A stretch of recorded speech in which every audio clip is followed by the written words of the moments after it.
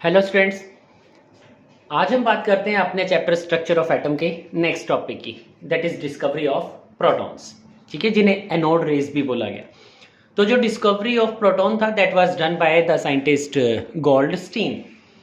तो गोल्डस्टीन ने क्या किया, सेम एक्सपेरिमेंट जैसा कि डिस्कवरी ऑफ कैथोड रेज के लिए किया गया, उसी सेम एक्सपेरिमेंट को परफॉर्म किया, लेकिन थोड़ा सा मॉडिफाई करने के बाद। और मॉडिफाई उसने क्या किया, मॉडिफिकेशन में उसने जो कैथोड जो कि वन एंड पे प्रेजेंट था उसको थोड़ा शिफ्ट कर दिया towards the centre of discharge tube. ठीक है, उसको उसने डिस्चार्ज ट्यूब के थोड़ा सा सेंटर के अंदर शिफ्ट कर दिया। फिर से वही एक्सपेरिमेंट उसने परफॉर्म किया। फिर से जो कैथोड रेज थी वो मूव करती हैं टुवर्ड्स द एनोड, और यहां उसने जिंक सल्फाइड स्क्रीन का यूज कर लिया। सो अंडर रिड्यूस प्रेशर एक ग्लो प्रोड्यूस होता है opposite to cathode due to the bombardment of cathode rays on the zinc sulphide screen. और जो ग्लो प्रोड्यूस हुआ वहां पर, उसकी वजह से कंक्लूजन हम ऑलरेडी फाइंड आउट कर चुके हैं that there are some rays which are moving from the cathode and strike on the zinc sulphide screen. तो ठीक है, जिंक सल्फाइड स्क्रीन के ऊपर वो स्ट्राइक करती है, तो हमने कहा कि कैथोड रेज हैं। इलेक्ट्रॉन का डिस्कवरी हमने वहां पर डिस्कस किया। लेकिन जब हम कैथोड को थोड़ा शिफ्ट करते हैं टुवर्ड्स द सेंटर, कुछ और ग्लो भी हमें वहां पर शो होता है। और वो ग्लो या वो ल्यूमिनस हमें तब शो होता है जब हम क्या देखते हैं कि जो ग्लो प्रोड्यूस हुआ that is opposite to anode, वो एनोड से अपोजिट शो हुआ। इसका मतलब यहां पर इस पॉइंट पर भी हमें क्या होता है, ग्लो ऑब्जर्व होता है। तो यहां पर शाइन ऑब्जर्व होना हमें ये कहता है may be there are some positively charge particles which are moving opposite to the anode, जो एनोड से क्या कर रहे हैं, अपोजिट डायरेक्शन के अंदर मूव कर रहे हैं। ये कह दो कि कैथोड के अपोजिटली क्या करते हैं, प्रोड्यूस होते हैं या मूव कर रहे हैं in the opposite direction to the cathode rays. तो क्योंकि ये अपोजिट थे एनोड से, अवे जा रहे थे एनोड से, that's why these were given the name positive raise और एनोड रेज। ठीक है, तो इस चीज का ध्यान रखना। साथ ही साथ एक और पॉइंट है जो यहां पर ध्यान रखना कि जो एनोड रेज हैं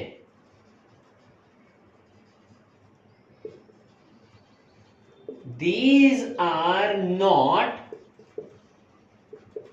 emitted from एनोड, वो एनोड से नहीं आई थी।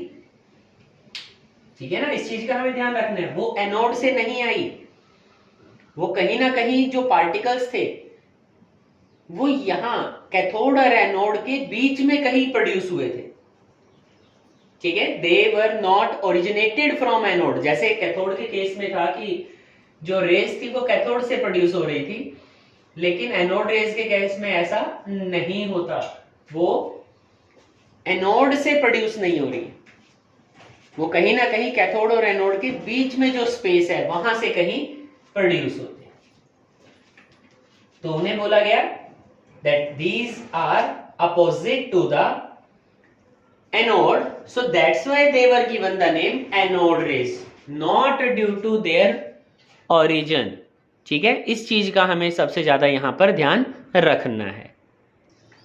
तो फर्स्ट पॉइंट जिसकी हमने बात की that anode rays are not emitted from the anode. ठीक है, वो एमिट नहीं होती है एनोड से। ऐसे सेकंड पॉइंट का हमें ध्यान रखना है that the positively charge particles which constitute the anode rays formed when electron ejected from atom or molecules of the gas inside the discharge tube। ठीक है, जो पॉजिटिव पार्ट है वो कैसे जनरेट हुआ होगा, जब cathode rays gas particles, gas atom या मॉलिक्यूल के साथ क्या करती होंगी, स्ट्राइक करती होंगी, तो वहां से इलेक्ट्रॉन का इजेक्शन होता होगा। तो इलेक्ट्रॉन के इजेक्शन के बाद जो पार्ट बच जाता है वो क्या होता है, पॉजिटिवली पार्ट। ठीक है, उसको पॉजिटिव पार्ट बोला जाता है। तो वो पॉजिटिव पार्ट जनरेट कब हुआ, due to ejection of electron from atom और molecules of the gas taken inside the discharge tube by the bombardment of the cathode rays. ठीक है, इस तरह से ध्यान रखना। बाकी जहां तक प्रॉपर्टीज की बात है, properties are same as we discuss in case of cathode rays. ठीक है, सेम वही सारी की सारी प्रॉपर्टीज यहां पर शो होंगी। और जिस तरह से यहां पर एक्सपेरिमेंट किया गया इलेक्ट्रॉन्स के लिए, ठीक है, E/m रेशियो हमने फाइंड आउट की थी, कुछ इसी तरह से E/m वैल्यू फाइंड आउट किया गया प्रोटॉन्स के लिए। लेकिन हमें ध्यान रखना है कि जो E/m वैल्यू है प्रोटॉन्स के लिए वो डिपेंड करेगा on the nature of gas taken in the discharge tube. ठीक है, जबकि कैथोड रेज में वो डिपेंड नहीं करता था। ठीक है, वो इलेक्ट्रोड के ऊपर डिपेंड नहीं करता था, हमने क्या मेटल इलेक्ट्रोड वहां यूज किए, या वो गैस के ऊपर डिपेंड नहीं करता था, इसीलिए इलेक्ट्रॉन को हमने बोला था यूनिवर्सल पार्टिकल। लेकिन जो पॉजिटिवली चार्ज या प्रोटॉन्स की अगर मैं बात करूं तो वो डिपेंड करेगा on the nature of the gas taken, वो नेचर ऑफ गैस के ऊपर पूरी तरह से डिपेंड करता है। ठीक है, तो जब इस वैल्यू को कैलकुलेट किया गया, जब E/m वैल्यू को कैलकुलेट किया गया for the proton, so that E/m value was 9.58 into 10⁴ Coulomb's पर ग्राम। तो ये वैल्यू हमारे पास फाइंड आउट होके आया फॉर प्रोटॉन के लिए। ठीक है, हम लिख देते हैं कि प्रोटॉन के लिए जो E/m वैल्यू था दैट वाज 9.58 into 10⁴ कूलम्स पर ग्राम। और अगर चार्ज की बात करें, ठीक है, यहां लिख देते हैं charge on proton, so that was opposite to the electrons. Electron के लिए जो वैल्यू था दैट वाज 1.6 into 10⁻⁻19 कूलम, लेकिन हमने उसको नेगेटिव में लिखा, लेकिन यहां वैल्यू क्या होगा, पॉजिटिव में, because these are positively charge particle. So the mass of proton is equal to E, जो चार्ज हम ले ले प्रोटॉन के ऊपर, E divide by E/m value. So E is 1.6 into 10⁻⁻19 while the E/m is 9.58 into 10⁴ और जो overall हमारे पास मास आता है that is in grams, so it is 1.67 into 10⁻⁻24 grams। ठीक है, और जबकि ये मास क्या है, it is higher in comparison to the electrons, mass of electron से ज्यादा आता है। और अगर बात करें इसका जो वैल्यू है, this value is same as the mass of hydrogen atom. इसका मतलब प्रोटॉन का मास क्या है, हाइड्रोजन के मास के बिल्कुल इक्वल होता है। ठीक है यहां तक। So after discovery of protons बात करते हैं रेडियो एक्टिविटी की। ठीक है, काफी अच्छा कंसेप्ट है हमारे पास radioactivity. And radioactivity is the spontaneous emission of certain highly active radiations by the radioactive substances. या हम ये कह सकते हैं कि radioactive substances are those substances which continuously emit some radiations. Highly active radiations को वो क्या करते हैं, कंटिन्यूअसली एमिट करते हैं। तो यहाँ हमने एक एग्जांपल ले लिया, हमने एक रेडियो एक्टिव सब्सटेंस यहाँ पर चूज किया यूरेनियम। ठीक है, हमने यहाँ पर यूरेनियम को चूज कर लिया जो कि कंटिन्यूअसली रेडिएशंस एमिट करता है। तो हमने क्या किया, हमने मैग्नेटिक फील्ड यहाँ पर अप्लाई कर दिया, नेगेटिव एंड द पॉजिटिव। ठीक है, इलेक्ट्रिक फील्ड जैसे यहाँ पर अप्लाई किया, जो रेज यहाँ से एमिट हुई, अल्फा रेज नाम दिया गया, बीटा या फिर गामा रेज नाम दिया गया। तो कुछ रेज ऐसी थी जो नेगेटिव प्लेट की तरफ चली गई, तो हमने कहा they will carry the positive charge. इसका मतलब वो रेज क्या कर रही होंगी, पॉजिटिव चार्ज कैरी कर रही होंगी, and these were given the name alpha raise.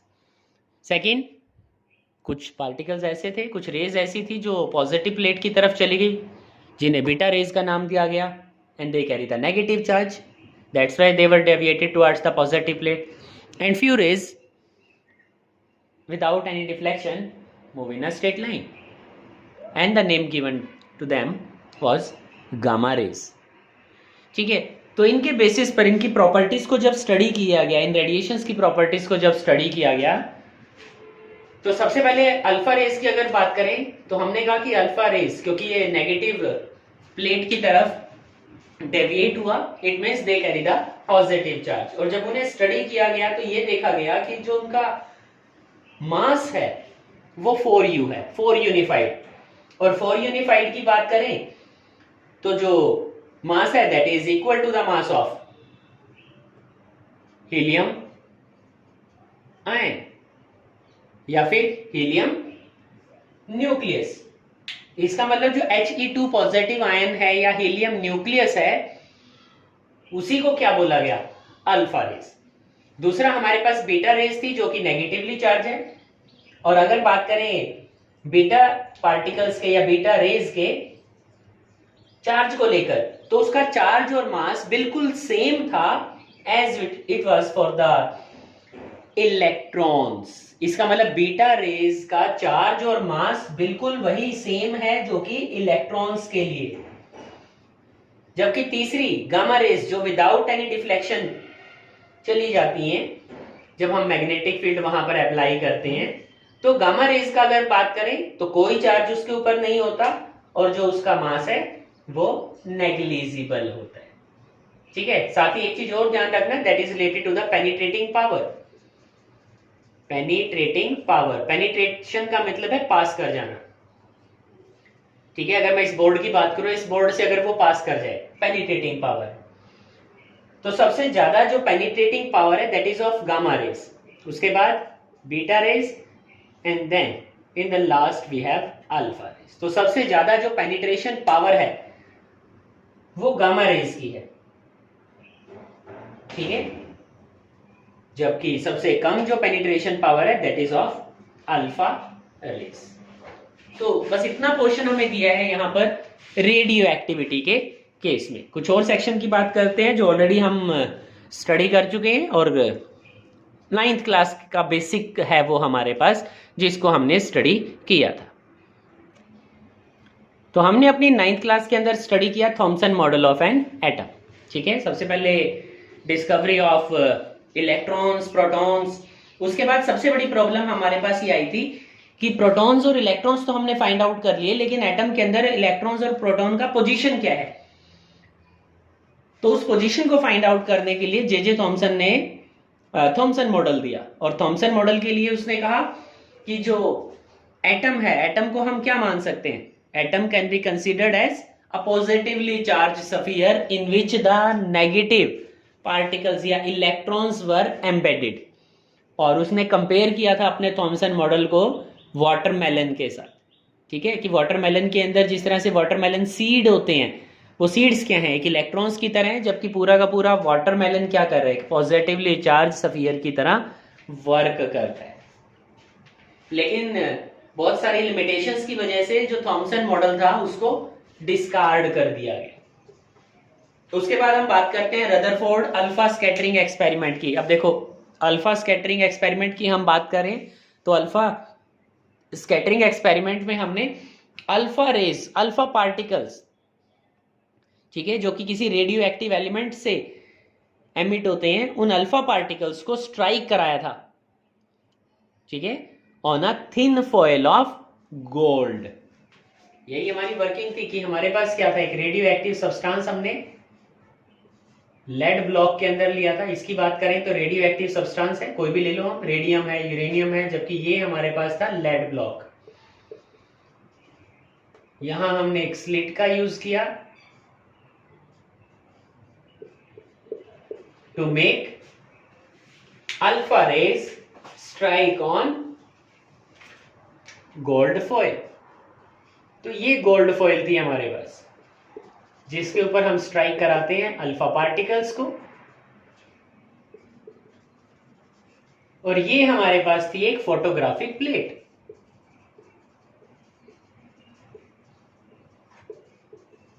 और इस फोटोग्राफिक प्लेट पर हम ऑब्जर्व करते हैं कुछ सिंटिलेशन, कुछ पॉइंट्स ऑब्जर्व हम करते हैं। हम देखते हैं कुछ ग्लो यहां प्रोड्यूस हो गया, थोड़ा बहुत ग्लो एक डिफ्लेक्शन से प्रोड्यूस हुआ। तो इस तरह से हमें ग्लो वहां पर प्रोड्यूस होता है। लेकिन मैक्सिमम जो शाइन हमें मिलती है, सिंटिलेशन बोला जाता है उस वर्ड को। ठीक है, क्योंकि जब ये रेज यहां से पास करके यहां स्ट्राइक करेंगी तो कुछ पॉइंट्स बनाएंगी, उन पॉइंट्स को नाम दिया गया सिंटिलेशन, क्योंकि जहां जहां वो स्ट्राइक करेंगे वहां वहां ग्लो प्रोड्यूस होगा। तो इस फोटोग्राफिक प्लेट के ऊपर जहां भी लाइट प्रोड्यूस हुआ that point is known as scintillation. तो यहां से हमने कुछ ऑब्जर्वेशंस की निकाली और ऑब्जर्वेशंस क्या थी, that most of the alpha particles pass through the gold foil without any deflection, कि कोई भी डिफ्लेक्शन वहां पर नहीं होता और अल्फा पार्टिकल्स क्या करते हैं, गोल्ड फॉयल से पास कर जाते हैं। लेकिन कुछ पार्टिकल्स ऐसे होते हैं जो डिफ्लेक्ट होते हैं थ्रू सम एंगल्स, जबकि ये माना गया कि कुछ पार्टिकल्स ऐसे हैं जो ऑलमोस्ट क्या हो जाते हैं, या तो 90 डिग्री डिफ्लेक्शन उन्हें मिलता है या फिर वो बाउंस बैक कर जाते हैं, जिस रास्ते से आते हैं उसी रास्ते पे क्या कर जाते हैं, वापस चले जाते हैं। और इन्हीं 3 पॉइंट्स के बेसिस पर कुछ कंक्लूजन निकाले गए, क्योंकि काफी सारी अल्फा पार्टिकल्स क्या करते हैं, गोल्ड फॉयल से पास कर जाते हैं विदाउट एनी डिफ्लेक्शन। तो ये माना गया that most of the space inside the atom is empty, कि जो स्पेस है इनसाइड द एटम वो क्या है, एम्प्टी है, खाली है। और क्योंकि कुछ अल्फा पार्टिकल्स क्या करते हैं, माइनर डिफ्लेक्शन शो करते हैं, तो माइनर डिफ्लेक्शन का मीनिंग ये हुआ कि जो अल्फा पार्टिकल्स हैं, ठीक है, जो अल्फा रेज है, अल्फा रेज क्या कर रही है, कुछ इस तरह के पार्टिकल्स के साथ स्ट्राइक करता है या उसके पास से निकल जाता है जो कि पॉजिटिव चार्ज कैरी करते हो। क्योंकि डिफ्लेक्शन का मीनिंग क्या है, डिफ्लेक्शन का मीनिंग यही है कि alpha particles carry the positive charge. तो एटम के इनसाइड में भी क्या है, पॉजिटिव चार्ज होगा, तभी क्या हो रहा है, डिफ्लेक्शन मिल रहा है। तो ये माना गया on the basis of these observations कि एटम कंसिस्ट ऑफ 2 पार्ट्स, कि जो एटम है, एटम को 2 पार्ट में डिवाइड किया गया, एंड 1 पार्ट इज न्यूक्लियस। ठीक है, एटम को 2 पार्ट में डिवाइड किया गया, एक पार्ट को क्या बोला गया, nucleus, and the second part is known as extra nuclear portion. ठीक है, एक पार्ट को न्यूक्लियस बोल दिया, जबकि सेकंड पार्ट को क्या बोला गया, एक्स्ट्रा न्यूक्लियर पोर्शन। और जब हम बात करें रदरफोर्ड मॉडल की, तो रदरफोर्ड मॉडल को बिल्कुल कंपेयर किया गया सोलर सिस्टम के साथ। जैसे सोलर सिस्टम में सन सेंटर में प्रेजेंट होता है और डिफरेंट ऑर्बिट, या सिंपली हम बात करें अर्थ की, तो अर्थ क्या करती है, सन के अराउंड रिवॉल्व करती है। ऐसे in the centre we have nucleus, and nucleus carry the positive charge, and the electrons are revolving around the nucleus। जो इलेक्ट्रॉन है वो न्यूक्लियस के अराउंड मूव करते हैं। ठीक है, तो ये वो बेसिक कंसेप्ट था जिसको हमने स्टडी किया, और इसी कंसेप्ट के बेसिस पर एक साइंटिस्ट था, and that scientist was Henry Mosle.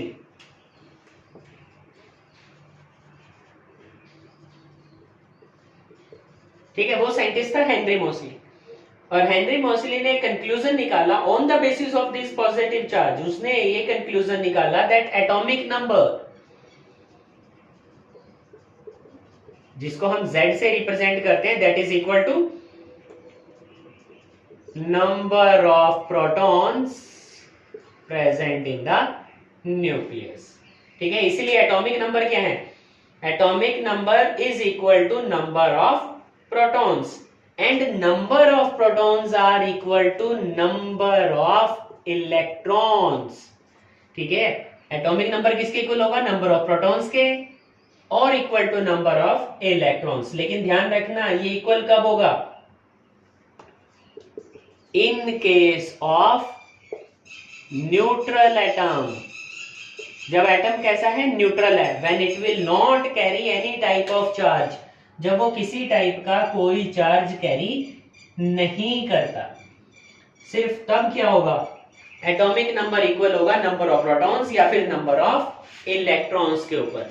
लेकिन अगर वो एटम प्रेजेंट है इन फॉर्म ऑफ आयन, और आयन में प्रेजेंट होने का मतलब है या तो उसने इलेक्ट्रॉन्स को गेन किया है या फिर उसने लूज किया है, whether it will carry the positive charge or it will carry the negative charge. और इन दोनों ही केसेस में जो नंबर ऑफ इलेक्ट्रॉन्स होंगे वो कभी भी नंबर ऑफ प्रोटॉन्स के इक्वल नहीं होंगे।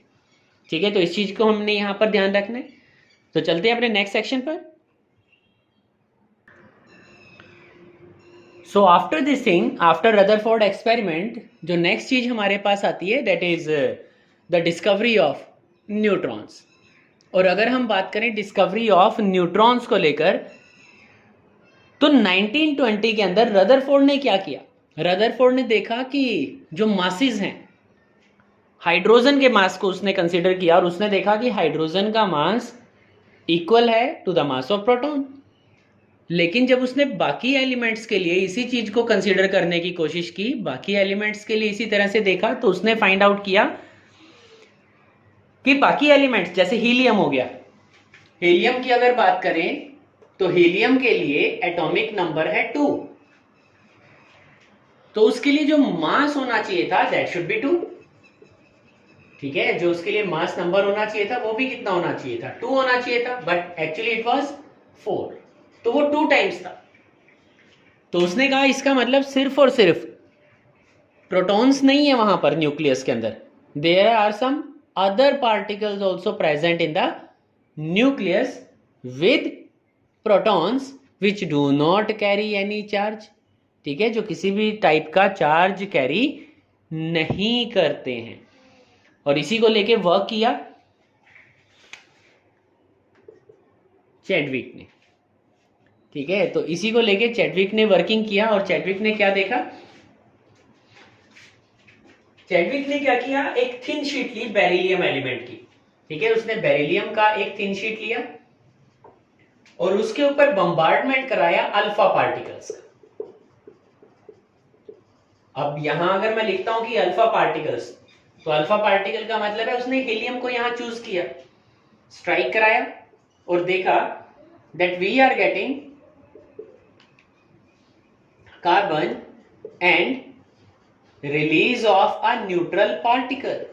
एक न्यूट्रल पार्टिकल वहां से रिलीज हुआ, that was given the name neutron, and the mass of neutron was nearly equal to the mass of proton। ठीक है, जो मास था वो ऑलमोस्ट क्या था, इक्वल था। अगर मास ऑफ न्यूट्रॉन की बात करें तो मास ऑफ न्यूट्रॉन 1.675 इंटू 10⁻⁻24 ग्राम था। ठीक है, तो इस तरह से वहां पर एक न्यूट्रल पार्टिकल न्यूट्रॉन का डिस्कवरी हुआ, और ये माना गया that neutrons are also present in the nucleus with the protons, कि वो भी प्रोटॉन के पास ही प्रेजेंट होते हैं। और इस तरह से वहां मास नंबर को डिफाइन किया गया, और ये कहा गया that mass number does not depend only on the protons, in actual the mass number is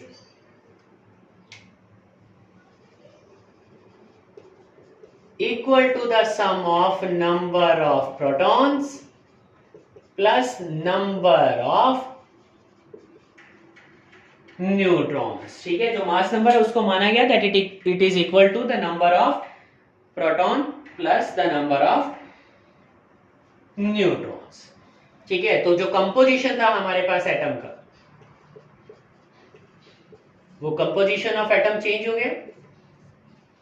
Now if we'll talk about the atom, तो हमारे पास जो केसेस बनते हैं, जो रिप्रेजेंटेशन आता है, हम कहते हैं कि एटम को हम रिप्रेजेंट करते हैं एक्स के साथ, जहां एटॉमिक नंबर जिसे Z से रिप्रेजेंट करते हैं, while the mass number that is represented by A। ठीक है, तो ये कंपोजिशन हो गया। मान लो मुझे किसी एलिमेंट के लिए लिखना हो, मान लो जैसे कार्बन के लिए रिप्रेजेंटेशन देना हो, तो कार्बन नीचे सबस्क्रिप्ट में जो लिखा जाएगा that is its atomic number, जबकि सुपरस्क्रिप्ट में जो लिखा जाएगा दैट इज मास नंबर। तो इस तरह से हमने यहां पर एलिमेंट्स को लिखा with their atomic number and with their mass numbers. तो इस तरह से हमारे पास बहुत सारे कंसेप्ट यहां पर इंट्रोड्यूस हो जाते हैं, और इन्हीं कंसेप्ट के बेसिस पर हम अपना आगे का स्टडी करते हैं। ठीक है, तो एटम के साथ साथ जैसे ही हमने एटम की बात की, हमारे पास जो और कंसेप्ट यहां पे आते हैं, एक कंसेप्ट हमने स्टडी किया है दैट इज ऑफ आइसोटॉप। ठीक है, आइसोटॉप को हमने स्टडी किया, और आइसोटॉप का मीनिंग है एटम्स ऑफ सेम एलिमेंट। ठीक है, atoms of same element having same atomic number but different mass number. ठीक है, उनका मास नंबर क्या होगा, अलग अलग होगा। सबसे अच्छा एग्जांपल हम हाइड्रोजन के लिए चूज करते हैं। Hydrogen is present in 3 isotopic form. The one is 1H1, second is 1H2 and third one is 1H3. So 1H1 is known as protium while the 1H2 is known as deuterium, also represented by D. D से भी हम इसको represent कर देते हैं, and this one is tritium.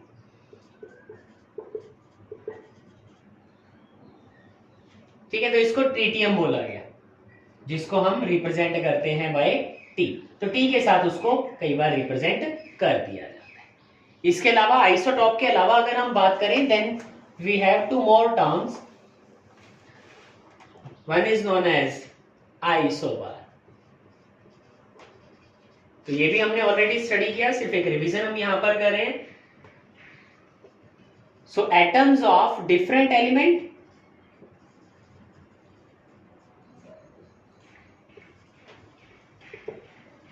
having different atomic number but same mass number, लेकिन उसका mass number क्या होगा, सेम। और एग्जांपल हम लेते हैं जनरली आर्गन का और कैल्शियम। आर्गन की अगर बात करें, then argon atomic number 18 while the mass number is 40। Potassium के बाद कैल्शियम हमारे पास है, calcium 20 and 40। So these two are isobars. ऐसे ही हमारे पास कंसेप्ट है isotone. So isotone means the atoms of different elements having same number of neutrons, जिनके नंबर ऑफ न्यूट्रॉन्स क्या हो, सेम हो। इसका मतलब उनका एटॉमिक नंबर भी डिफरेंट होगा। ठीक है, उनके लिए एटॉमिक नंबर भी डिफरेंट है, उनके लिए मास नंबर भी डिफरेंट है, लेकिन नंबर ऑफ न्यूट्रॉन्स सेम है। जैसे कार्बन की बात करें, कार्बन भी हमारे पास 3 आइसोटॉपिक फॉर्म में प्रेजेंट होता है। एक के लिए मास है 12, एक के लिए 13 और एक के लिए 14। तो कार्बन 14 को अगर नाइट्रोजन के साथ कंबाइन करें, नाइट्रोजन 2 आइसोटॉपिक फॉर्म में प्रेजेंट होता है। एक के लिए मास होता है 14, एक के लिए मास होता है 15। चलो हम सभी की बात कर लेते हैं। कार्बन के लिए अगर 3 आइसोटॉपिक फॉर्म की बात करें, सो 13 और एक के लिए 12, सो 12, 13 एंड 14। तो कार्बन 3 डिफरेंट आइसोटॉपिक फॉर्म के अंदर प्रेजेंट है। नाइट्रोजन की बात करें तो नाइट्रोजन 2 आइसोटॉपिक फॉर्म में हमारे पास प्रेजेंट है, 1 with the mass 14, 1 with the mass 15। अगर इनको कंपेयर करें हम, so this carbon and this isotopic form of nitrogen have same number of neutrons. तो इनके पास जो नंबर ऑफ न्यूट्रॉन्स हैं वो सेम होंगे। So number of neutrons 8 present है इन दोनों ही केसेस में। The number of neutrons are 8। ठीक है, तो ये सेक्शन था हमारा जहां पर हमने बात की अपने डिफरेंट वर्किंग की, एटम को हमने स्टडी किया। और इसके बाद हम बात करेंगे अपने नेक्स्ट सेक्शंस को लेकर, जो कि हमें आगे का एक्सप्लेनेशन बताएंगे। So okay students, this is the completion of our second part. Now we will start the after the basic we will start the main topics of class +1। Okay students, bye.